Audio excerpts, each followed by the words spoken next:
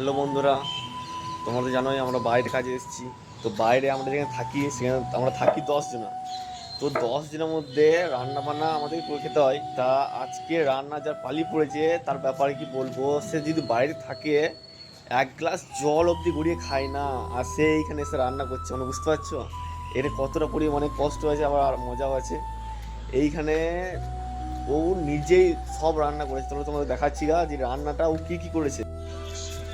এই দেখো, আজকে পালি পড়েছে আমাদের এই বন্ধুটা একটা হ্যালো করে দাও। তো চলো তোমার দেখাচ্ছি এই বন্ধুটা তো আজকে কি রান্না করেছে।